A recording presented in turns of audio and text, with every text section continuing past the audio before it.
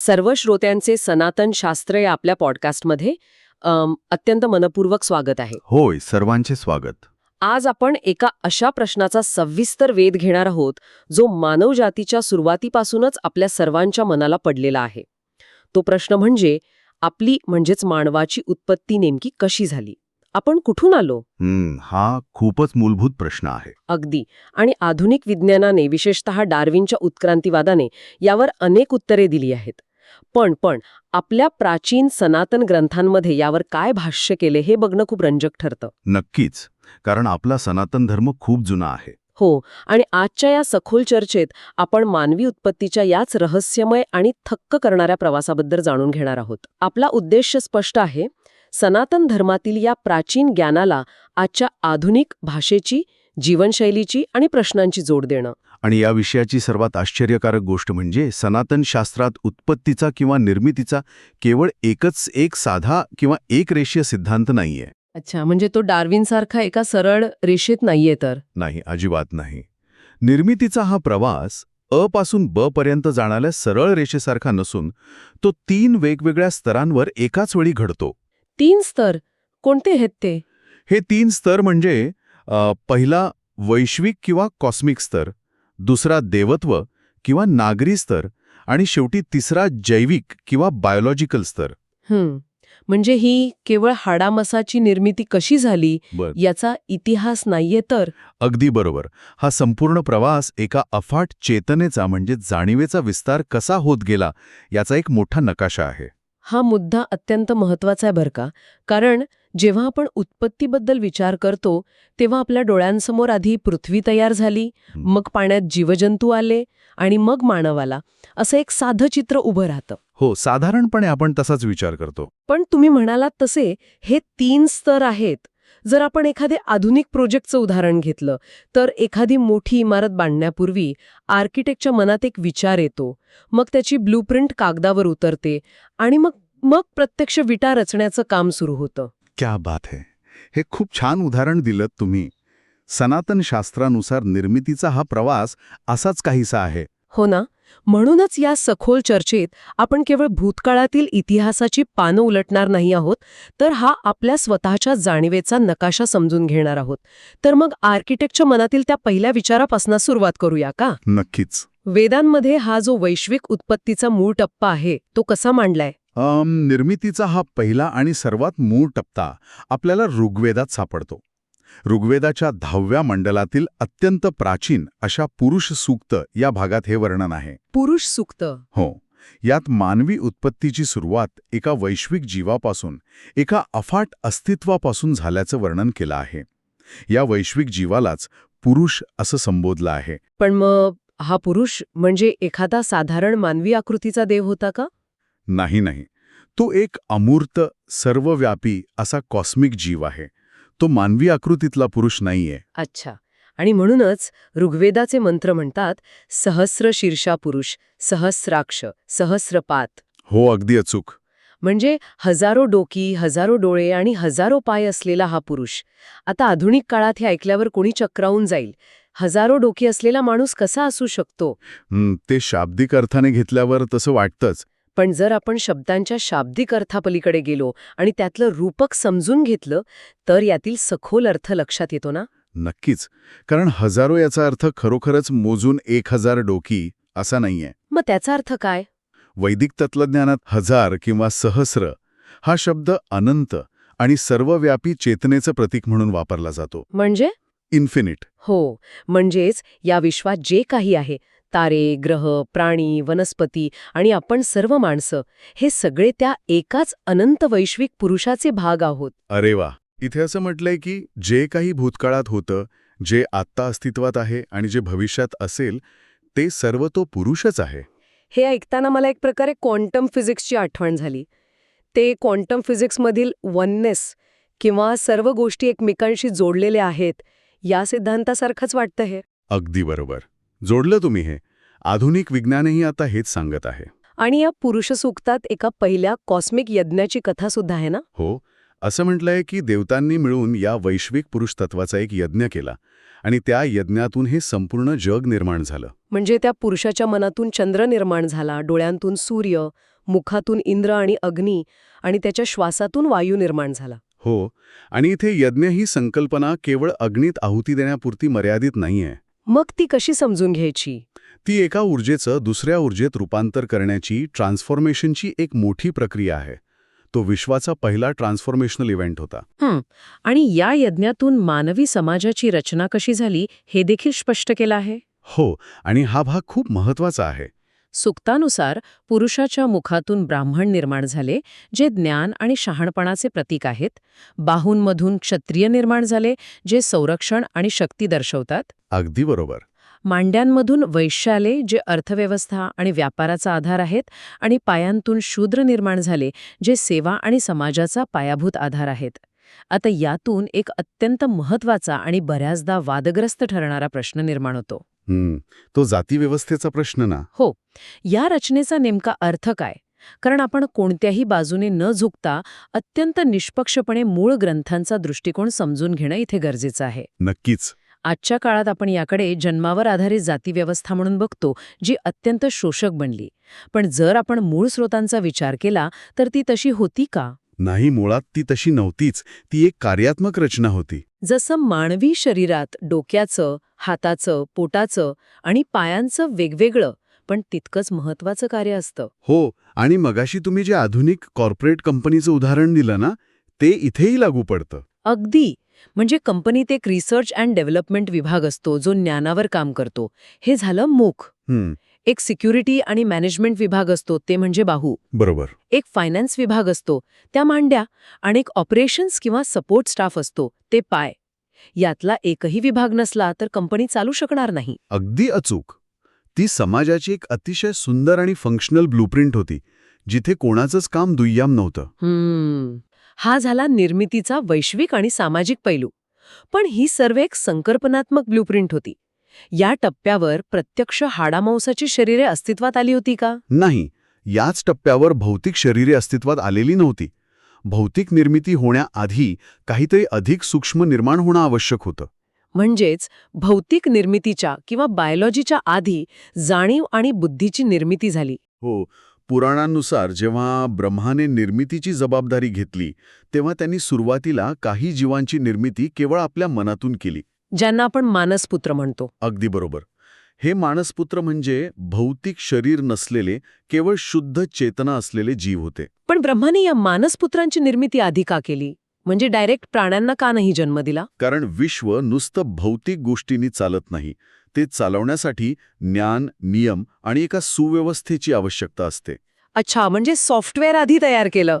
हो, सॉफ्टवेअर आधी. म्हणून त्यांनी सर्वप्रथम ऋषींना जन्म दिला. हे ऋषी म्हणजे ज्ञानाचे ब्ल्यूप्रिंट वाहून नेणारे प्रगत जीव होते. आणि यातले सर्वात पहिले मानसपुत्र होते ते 4 कुमार: सनक, सनंदन, सनातन आणि सनतकुमार. हो, आणि या 4 कुमारांची कथा अत्यंत वेधक आहे. ती कथा मी वाचली आहे. हे 4 कुमार नेहमी लहान मुलांसारखेच राहिले ना? हो, ते बाल्य आणि निरागसतेचे प्रतीक होते. तरीक निर्मितीपेक्षा स्वतःसाठी ज्ञान निवडलं. ज्ञान निवडलं. सृष्टीच्या सुरुवातीला घडलेली ही पहिली मोठी तत्वज्ञानात्मक घटना होती असं मला वाटतं. शुद्ध चेतनेला भौतिक जगात अडकण्याची इच्छाच नव्हती. खरंय. या कथेतील हा नकार खूप काही सांगून जातो. तो भौतिक जग विरुद्ध आध्यात्मिक मुक्ती या द्वंद्वाची सुरुवात दर्शवतो. पण त्यांच्या या नकाराचा परिणाम काय झाला? परिणाम खूप नाट्यमय होता. कुमारांनी नकार दिल्यावर ब्रह्माला प्रचंड राग आला. बापरे. आणि त्यांच्या कपाळातून त्या क्रोधाच्या ऊर्जेचा प्रचंड स्फोट झाला. त्यातून एका अतिशय शक्तिशाली ऊर्जेचा जन्म झाला, तो म्हणजे रुद्र. रुद्र म्हणजे हाच भगवान शिवाचा सुरुवातीचा अवतार मानला जातो ना? हो. नंतर हा रुद्र 11 रूपांमध्ये विभागला गेला, ज्यांना आपण एकादश रुद्र म्हणतो. इथे सनातन तत्वज्ञानाची एक खूप सुंदर आणि वेगळी बाजू दिसून येते. हो, कारण साधारणपणे आपण राग किंवा क्रोधाकडे एक नकारात्मक भावना म्हणून बघतो. पण इथे राग ही सुद्धा एक निर्मितीक्षम ऊर्जा असू शकते हे दिसून येतं. अगदी. जसं बिग बँग थेअरीमध्ये एका प्रचंड स्फोटातून विश्वाची निर्मिती झाली, तसाच काहीसा हा प्रकार वाटतो. हो, संहारातून किंवा एका तीव्र ऊर्जेतूनच नवीन निर्मितीचा मार्ग मोकळा होतो. बरोबर. आणि यानंतर ब्रह्माने आणखी काही मानसपुत्र निर्माण केले, ज्यांना आपण सप्तर्षी म्हणून ओळखतो. म्हणजे मरीची, अत्री, अंगिरस हे ऋषी ना? हो, तेच. जर आपण योग परंपरेनुसार विचार केला तर हे ऋषी केवळ हजारो वर्षांपूर्वी होऊन गेलेले ऐतिहासिक लोक नाहीत. मग ते कोण आहेत? ते आपल्या मानवी मनाच्या आणि जाणीवेच्या विविध अवस्थांचे म्हणजे स्टेट्स ऑफ रिअलायझेशनचे प्रतीक आहेत. हे ऐकायला खूपच अद्भुत वाटतंय. म्हणजे सनातन शास्त्रानुसार जीवनाच्या आधी ज्ञान आलं, चेतना आधी आली आणि मग भौतिक शरीर आलं. हो, विश्वाची निर्मिती ही काही रॅन्डम घटना नाहीये. ती एका अत्यंत प्रगत बुद्धिमत्तेचा विस्तार आहे. आता नियम, ज्ञान आणि चेतना निर्माण झाली आहे. हं. पण मानवी सभ्यता खऱ्या अर्थानं कुठून सुरू होते? इथून आपण निर्मितीच्या पुढच्या टप्प्याकडे येतो, ज्याला आपण मनूची संकल्पना म्हणतो. मनू, भाषेच्या दृष्टीने हा शब्द खरोखरच खूप रंजक आहे बरं का. कारण संस्कृतमधील मनू शब्दावरूनच मनुष्य हा शब्द आलाय. हो, आणि इतकंच नाही तर इंग्रजीतील मॅन आणि जर्मनमधील मेन्श हे शब्दही याच्याशी जोडलेले आहेत. अगदी बरोबर. मनू या शब्दाचा मूळ अर्थच आहे विचार करणारा. विचार करणारा म्हणजे प्राणी केवळ त्यांच्या जन्मजात प्रवृत्तीने जगतात, पण विचार करण्याची क्षमता फक्त माणसात आहे. हो, आणि सनातन शास्त्रात मनू ही केवळ एका व्यक्तीची ओळख नाहीये, तर ती एक वैश्विक पदवी आहे. वैश्विक पदवी? ते कसं काय? हे समजून घेण्यासाठी आपल्याला काळाच्या संकल्पनेकडे जावं लागेल. मानवी सभ्यता एका सरळ रेषेत विकसित होत नाही. ती अनेक वैश्विक चक्रांमधून उदयास येते आणि नष्ट होते. अच्छा, म्हणजे सायकल्स आहे. हो, ब्रह्माच्या एका दिवसात 14 मनू होऊन जातात आणि प्रत्येक मनूच्या काळाला मन्वंतर म्हटलं जातं. एका मन्वंतराचा काळ सुमारे 30 कोटी वर्षांपेक्षा जास्त असतो. 30 कोटी वर्षे? बापरे, हा आकडा आधुनिक जिओलॉजीमधील कालखंडानितका प्रचंड आहे. हो ना, आपण आज जो लिखित इतिहास वाचतो तो जेमतेम 5-6 हजार वर्षांचा आहे. पण 30 कोटी वर्षांचं हे मन्वंतर डायनासॉरच्या काळापासून ते आजपर्यंतच्या अवाढव्य काळाला कवेत घेतं. आणि आजच्या घडीला आपण कोणत्या मन्वंतरात आहोत? आपण सध्या 7व्या मन्वंतरात आहोत, ज्याचं नेतृत्व वैवस्वत मनू करत आहेत. आणि याच वैवस्वत मनुशी जोडलेली एक अत्यंत प्रसिद्ध कथा मला आठवतीये. शतपथ ब्राह्मण आणि भागवत पुराणात येणारी महापुराची कथा. हो, ती मत्स्य अवताराची कथा. अगदी तेच. एकदम मनू नदीकाठी तपस्या करत असताना त्यांच्या हातात एक छोटा मासा येतो. तो मासा म्हणतो, मला वाचवा, भविष्यात मी तुम्हाला वाचवेन. हो, आणि मनू त्याला वाचवतात, एका छोट्या भांड्यात ठेवतात. पण तो मासा सतत वाढतच जातो. त्याला मोठ्या तलावात, मग नदीत आणि शेवटी समुद्रात सोडावा लागतो. तो मासा म्हणजे भगवान विष्णूंचा मत्स्य अवतार होता. पण इथे तो मासा सतत वाढत जाणे हे जाणीवेच्या विस्ताराचं एक सुंदर रूपक असू शकतं, नाही का? हो, अत्यंत सुंदर रूपक आहे ते. आणि मग तो मत्स्य अवतार मनूंना सावध करतो की लवकरच एक प्रलयंकारी महापूर येणार आहे, जो संपूर्ण जगाचा नाश करेल. ते मनूला एक मोठी नाव बनवायला सांगतात. आणि त्या नावेत वनस्पतींचे बीज, प्राण्यांच्या जोड्या आणि सप्तर्षींचं ज्ञान सुरक्षित ठेवायला सांगतात. महापूर येतो आणि भगवान विष्णू त्या नावेला वाचवतात. पूर ओसरल्यावर मनू पुन्हा एकदा मानवी सभ्यतेची सुरुवात करतात. जर आपण जगातील इतर संस्कृतींचा अभ्यास केला तर आपल्याला बायबलमधील नोहाची नाव किंवा गिलगामेशच्या कथेची नक्कीच आठवण येते. या कथांमधील साम्य खरोखरच आश्चर्यचकित करणार आहे. पण हे आवर्जून सांगावंसं वाटतं की सनातन कथा या सर्वांपेक्षा अत्यंत प्राचीन आहे. हो, ते तर आहेच. आणि या कथेचा मुख्य गाभा केवळ एका नैसर्गिक आपत्तीतून वाचणे हा नाहीये. तो महापूर एका वैश्विक युगाचा पुनर्प्रारंभ होता. म्हणजे रिसेट. जसा आपण आपला फोन किंवा कम्प्युटर रिस्टार्ट करतो तसा तो एका कालचक्राचा निसर्गाने केलेला रिसेट होता. जुनं नष्ट करून नव्या सुरुवातीसाठी केलेली ती एक व्यवस्था होती. अगदी बरोबर. या रिसेटनंतर मनू आणि त्यांच्या वंशातून पुन्हा मानवी सभ्यता सुरू होते. इक्ष्वाकू वंश, चंद्रवंश हे सगळे मनूच्या वंशावळीतूनच पुढे आलेले मानले जातात. आतापर्यंत आपण पाहिलं की पहिल्या टप्प्यात वैश्विक चेतना आणि सामाजिक रचना आली, दुसऱ्या टप्प्यात मानसिक ऋषी आणि ज्ञान आलं, तिसऱ्या टप्प्यात मनू आणि मानवी सभ्यतेची सुरुवात झाली. पण मानवापर्यंत पोहोचण्याआधी या जाणीवेला आणखी एका मोठ्या प्रवासातून जावं लागतं बरं का.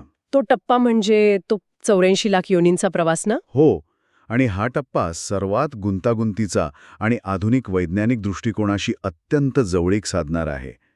84 लाख योनी हा आकडा आपण लहानपणापासून अनेकदा ऐकतो. हो, अगदी.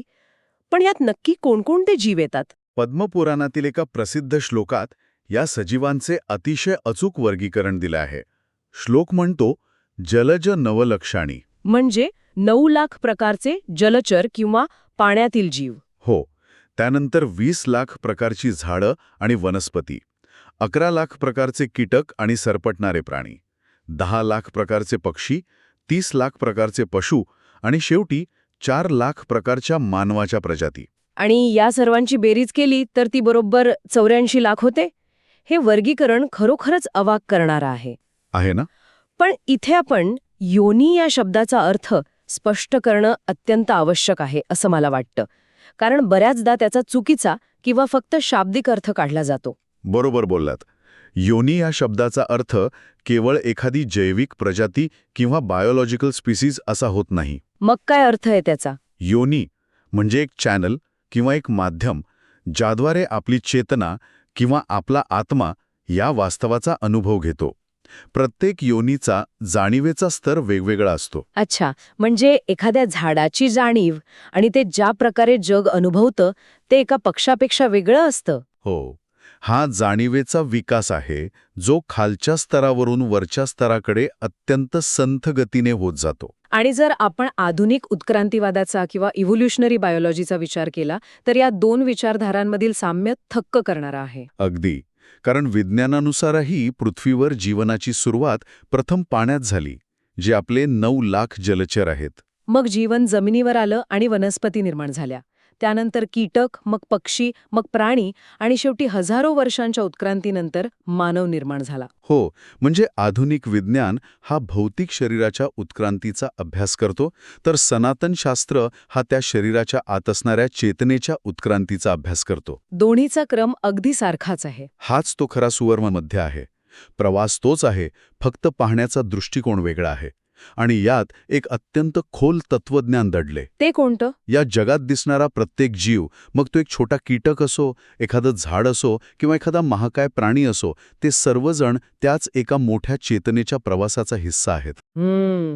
जसा एक पांढरा प्रकाश सर्व रंगांना स्वतःमध्ये सामावून घेतो, तशीच ही वैश्विक चेतना या सर्व 84 लाख योनींना सामावून घेते. पांढऱ्या प्रकाशाचे हे रूपक खूपच सुंदर आहे. आपण सर्वजण एकाच ऊर्जेचे निरनिराळे आविष्कार आहोत. यातून एक गोष्ट स्पष्ट होते की मानवाचं श्रेष्ठत्व हे निसर्गावर सत्ता गाजवण्यासाठी नाहीये. म्हणूनच आपल्या संस्कृतीत निसर्गातील प्रत्येक जीवासोबत आपला एक अतूट ऋणानुबंध मानला जातो. होय. याच ऋणानुबंधामुळे आपण नद्यांना माता मानतो, वटपौर्णिमेला झाडांची पूजा करतो आणि प्राण्यांमध्ये देवत्व पाहतो. आणि मला वाटतं यातूनच अहिंसेचा म्हणजे कोणालाही न दुखावण्याचा विचार पुढे येतो. कारण आपण ज्याला दुखावत आहोत तो जीव देखील त्या 84 लाख योनींच्या प्रवासात आहे, ज्या प्रवासातून आपण कधी काळी गेलो आहोत. अगदी खरंय. आणि याच प्रदीर्घ प्रवासाचं सर्वोच्च शिखर म्हणजे मानवी जन्म आहे.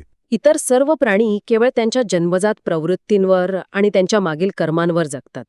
भूक लागली की शिकार करणं हे त्यांच्या प्रवृत्तीत आहे. हो, ह्यांच्याकडे निवड करण्याचा पर्याय नसतो.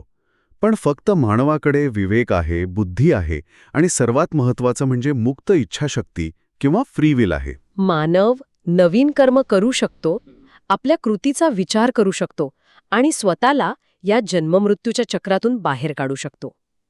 तर मग या सगळ्यातून एक मोठा प्रश्न उभा राहतो. कोणता प्रश्न?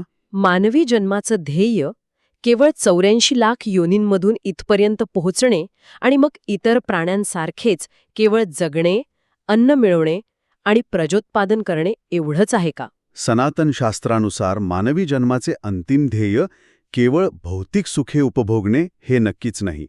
मानवी जन्माचे ध्येय स्वतःची खरी ओळख करून घेणे हे आहे. स्वतःची खरी ओळख? हो. उपनिषदे अत्यंत स्पष्टपणे एका महावाक्यातून हे सांगतात, अयम आत्मा ब्रह्मा. अयम आत्मा ब्रह्मा म्हणजे आपल्या आत असणारा हा आत्माच ते अनंत ब्रह्म आहे. आपण स्वतःला केवळ एक मर्यादित शरीर मानतो, पण प्रत्यक्षात आपण तीच वैश्विक चेतना आहोत जिथून या निर्मितीची सुरुवात झाली होती. जेव्हा माणसाला हे सत्य खऱ्या अर्थाने उमजतो तेव्हा हा जन्ममृत्यूचा फेरा संपतो आणि त्याला मोक्ष मिळतो. म्हणूनच मानवी जन्म अत्यंत दुर्मिळ आणि मौल्यवान मानला गेलाय. अगदी बरोबर. हे ऐकताना खरोखरच अंगावर शहारे येतात. आपण या सखोल चर्चेच्या अगदी शेवटाकडे आलो आहोत.